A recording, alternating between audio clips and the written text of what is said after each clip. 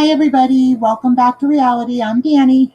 And I'm Danielle, and we're going to be talking about Real Housewives of Beverly Hills, season 11, episode 6. It's titled The Liberation of Jayne, and it says Erika reunites with the ladies for the first time since filing for divorce. Crystal invites everyone over to make Chinese dumplings, but she and Sutton must first confront their lingering issues from Lake Tahoe. Kyle and Dorit reach a truce. So this was an interesting episode, don't you It think? was. Yeah. She walks in and acts like nothing has happened. It's so awkward. It's so awkward. She walks in and sits down, gets her drink, and then she looks at everyone and goes, "So, what's new?" Yeah. It's just so weird. After, of course, they discuss the same outfit on Kyle and Lisa. Yeah, they were both wearing the same black polka dot dress, which is like the second or third time for Renna. So, and I have to say this because they were all sitting down to eat dinner. And they're like, "Oh, this salad looks amazing. It looks so delicious." It's literally just lettuce. like That's an it. iceberg lettuce at that. Yeah. It's not Just- even like romaine thrown in there. No, it's just iceberg lettuce with a little bit of clear dressing on it, and that's it. Yep. Oh, man. And they're all sitting there thinking about the huge elephant in the room. So, and Kathy requested the caviar be served at the table. And she said, whatever Kathy wants, Kathy gets. Yeah, and then Erika actually brings it up. Yeah, she starts talking. Let's discuss the elephant in the room. Yeah, she talks about how she just decided to let everything go, her car, her clothes, everything, and that he had slowly been. This is the first time we hear her actually say anything negative at all. Yeah, I've never heard her say a bad word about him since she's been on the show ever. And she talked about how he had been slowly pushing her out, had quit talking to her at all, and she was trying to stay in it and save her marriage, but he just wouldn't talk to her. And I think that's because he knew what was coming, honestly. Right, and she said that she didn't want to tell the girls anything because she didn't want to put them in the middle of things. Or in a bad position if they knew anything ahead of time. She also said that the reason she filed on election night was because she said it was the most important election ever. So she thought it would just slide under the radar. That never happened. Of course, it made every headline in the news. Also, this is where she first talks bad about Tom. Not necessarily bad, but truthful. She says that because he met her as a waitress and she came up from nothing, that she wasn't allowed to complain or have any kind of like, oh, this sucks type attitude or any hurt feelings at all, because he would say, well, I saved you, I brought you from nothing. Right. So and that one story she tells where they were sitting at dinner with a friend of his or a colleague of his, and he makes a remark to that colleague. The colleague says something about Erika, and he said, if you think you can afford her, you can have her. Yeah, just point blank, dead stare him in the face, and he was dead serious about it as well. So it's just insane. He acted like he owned her pretty much. Right. And she always felt like because he did, take care of her and support her, that she felt like she owed him kind of in a way to where she I don't know how to really word it. She felt like because he had done all that, you don't want to let him down. Right, in a way. He saved her. Yeah, like he had saved her. So you don't want to let him down at all. You feel like you owe them by doing this kind of things. And I mean, it's not that she didn't love him. She did. It was not a 50-50 relationship at all. So he had more control. And also they wanted to know why she left the house and not him. And she said, that's not my house. It's his house. That she's actually the third wife that had lived in that house. And she didn't want the house. So she traded it in for what she calls a tiny dollhouse. Yeah. Which, to anybody that's not of money, it's not a tiny dollhouse. But No, it's actually a beautiful little house. It is. I know. It is a beautiful house, definitely, but it's not tiny by any means. No, but I guess if you go from 16,000 square feet. Yeah, to her, I imagine. 2,000. Yeah, to her, I imagine it is tiny. In her 3-bedroom house, she has a bedroom in one bedroom, all her clothes in another bedroom, and the third bedroom is all for her shoes and handbags. Yep. And it's a really nice kitchen with a bar. Yeah, beautiful kitchen. Yeah, it's got a little island in the middle. And in between all that, Kyle and Dory went to go talk again about their issue when she said Kyle, or when Dory snapped at Kyle. And she pretty much just told Dory, well, you are long-winded. And Dory said she just didn't want to talk during the election. That's why she was mad and left. They pretty much just made up. And Dory said she really can't take criticism well, but she did agree that she would try and work on being long-winded. She would try not to dominate the conversation. So we'll see how that goes. Right. Oh, and then Kyle told Dory, she said, well, you snapped. And she said, you didn't snap back? And she said, well, of course I did. You snapped on me. I'm going to snap back. Oh, and then Crystal and Sutton talk about the stupid naked fight again. That gets brought up I don't know how many times this episode, but if these newer girls don't learn to get over stuff, it is going to be a rough show for them. If they even last. Yes. I mean, it's the same. We're on episode 6 and we're still talking about the same arguments that happened in episode 1 or 2? Yeah, it was pretty early on. Yeah. So pretty much everybody kept asking what had happened. So of course you're going to say what happened because you're just assuming they heard it from the other person, right? Right. So when they asked, then Crystal told them. Well, then of course they go back to Sutton and tell her what Crystal said, which starts this whole new shebang of arguments. So, and she said she had brought up the word, I guess, violated once to Dorit. And then Dorit told Kyle, and then Kyle and Sutton kind of brushed it off and kind of make a joke of it, which I don't necessarily agree with, because if someone feels violated, who are you to tell them they don't? Right. And she has issues already with her body dysmorphia, so I just don't like the fact that they keep making jokes of it throughout the entire episode. Right. I had to giggle. It was kind of a lighthearted escape from the rest of the show when Kyle was talking about Kathy and her shorthand. Oh my God, yes. It was so funny. Talking about how, Kathy, she says she talks in shorthand. She'll be telling you a story and and then I just couldn't, I wasn't gonna, and then he, Yeah. And the funny thing is that they pan over and Lisa Rinna and her are having a conversation, and Lisa Rinna's doing the exact same thing.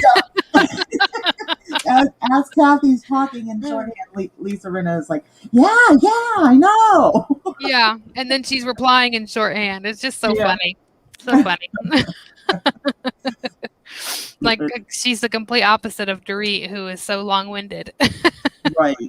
Now, Erika did say when she left, she took, she referred to it as she stole. She didn't steal. It was, hers as well, but she did take some furniture. Mm-hmm. I think she said 2 chairs and a couch. Yeah, she doesn't even have a kitchen table. Yeah, which I don't really think she needs one with that island she has in her kitchen, to be honest.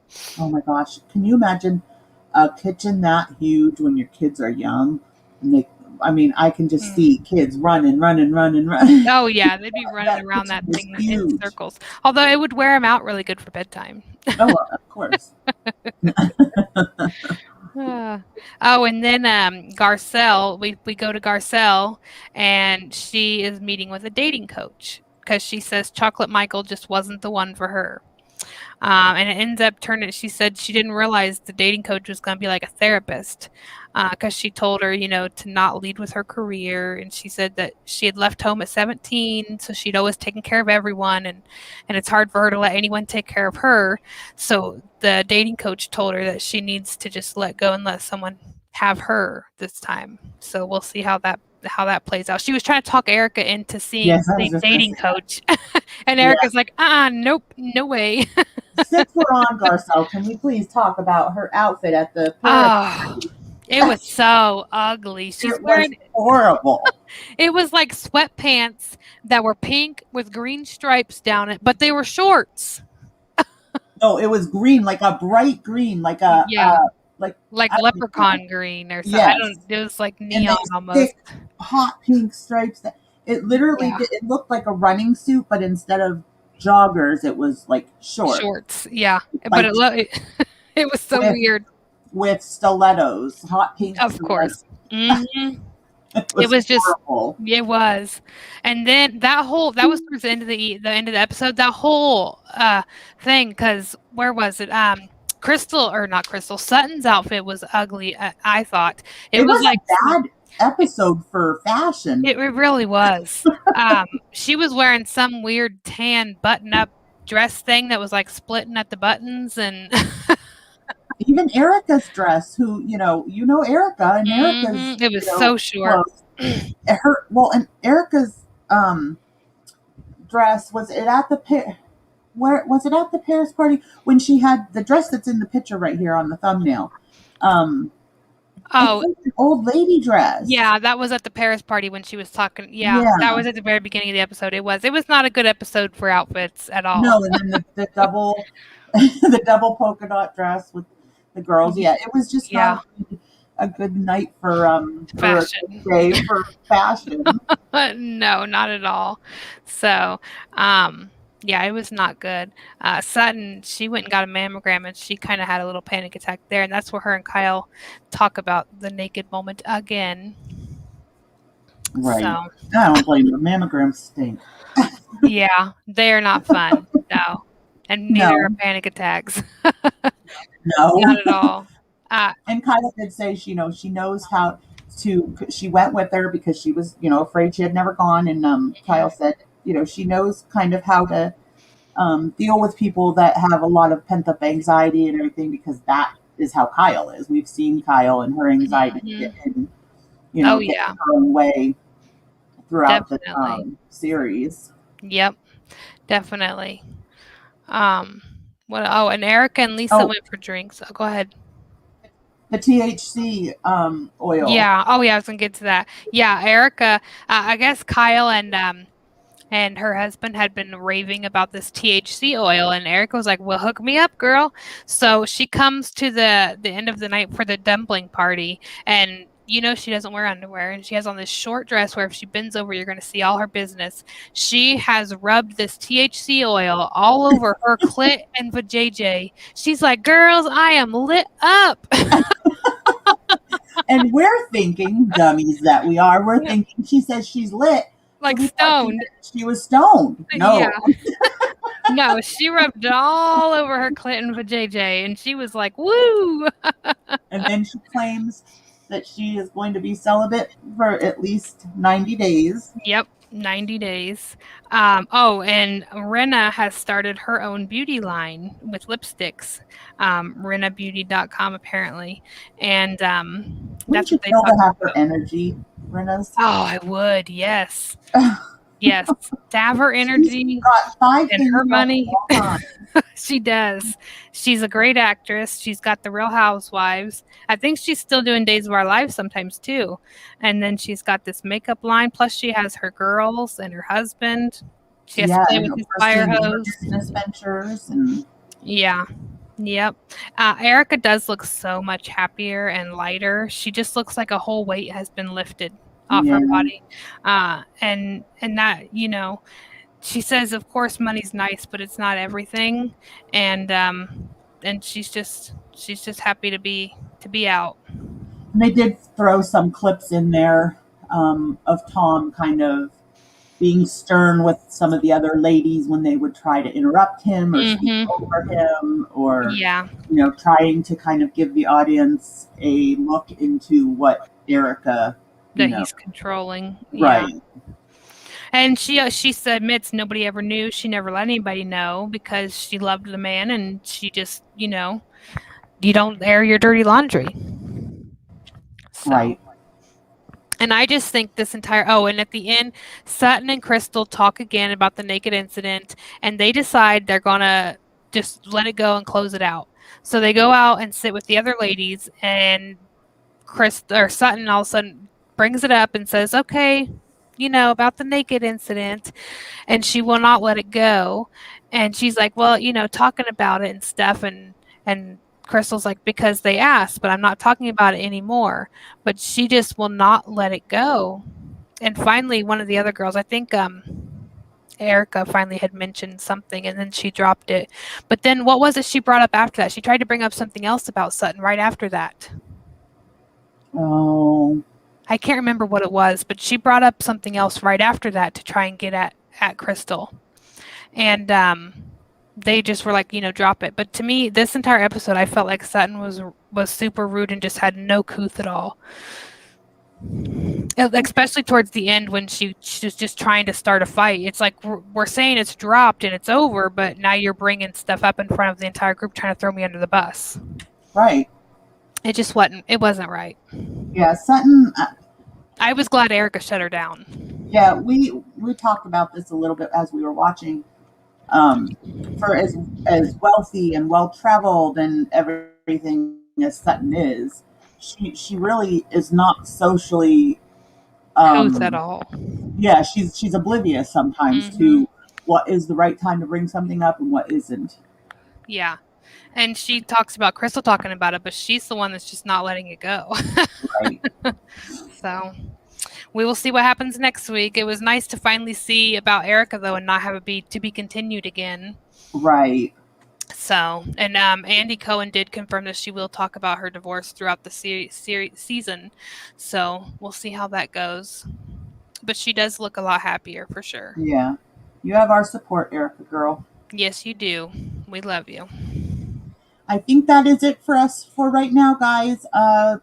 Please like, subscribe, comment. Let us know if there's any other stories that you would like us to cover in any other shows. Again, we will be covering Big Brother. Definitely. So yeah. in a couple of weeks when that premieres, we will be on about that. We'll be back next week for another episode of Real Housewives of Beverly Hills. If there's any of the other Real Housewives franchise you guys want us to touch on, or any other shows, period, like Teen Mom or any other reality shows, just leave a comment. Let us know. We're more than happy to do it. Yeah, true crime, anything. We're more than happy to oblige. So check out some of our other videos. There is 2 missing children cases going on right now that we have covered on our channel. If you'd like to, if you're into true crime, we're trying to get these kids' pictures and names out there so they can be found, get awareness out there. Right, get them home. Okay, guys, thanks everybody, and we'll see you on our next video. Thanks. Bye. Hit the notification bell.